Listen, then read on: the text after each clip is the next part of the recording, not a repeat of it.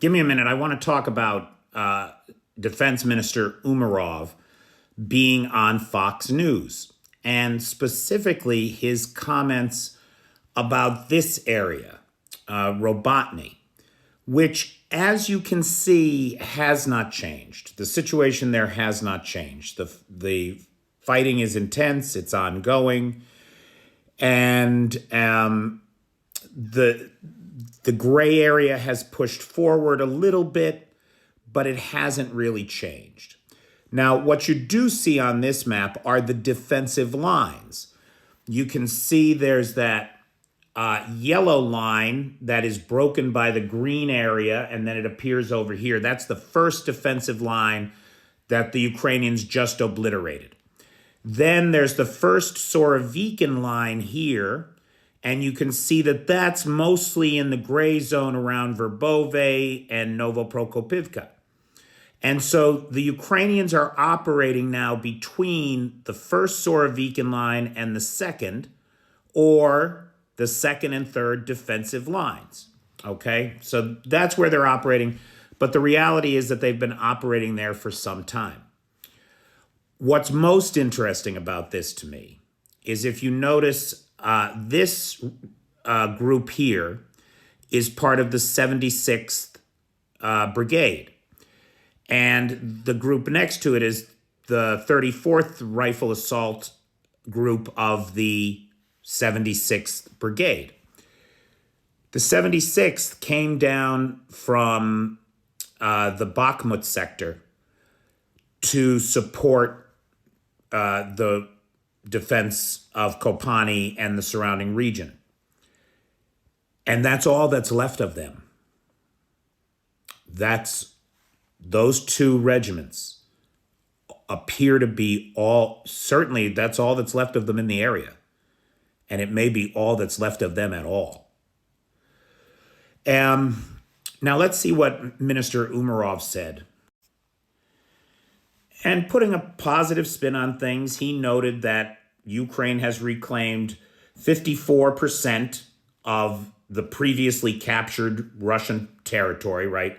When the Russians first came in, they occupied much more of the country than they do now.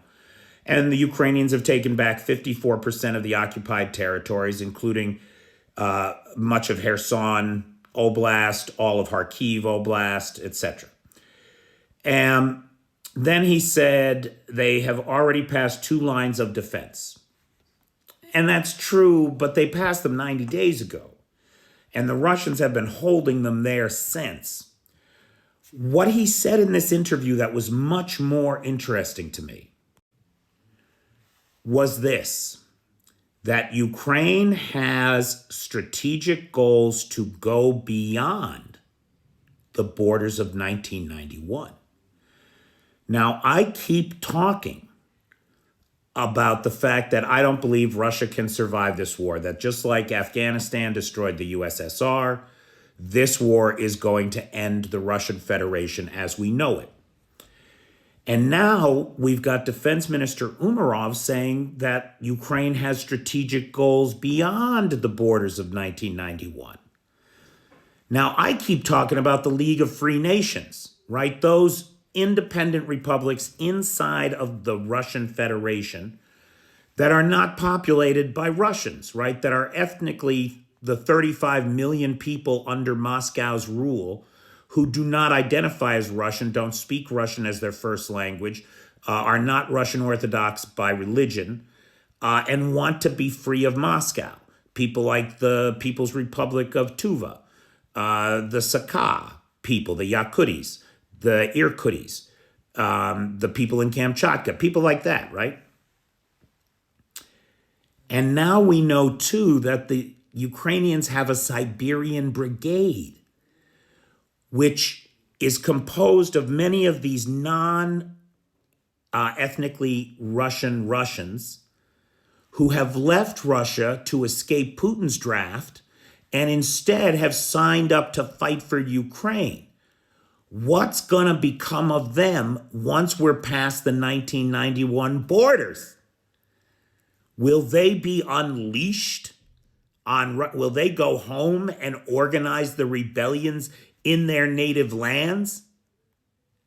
We may very well be seeing the embryonic proto-armies of the Tuvan Republic, of the Yakutis, of the Karelians, being forged in the crucible of the Ukraine war even as we speak.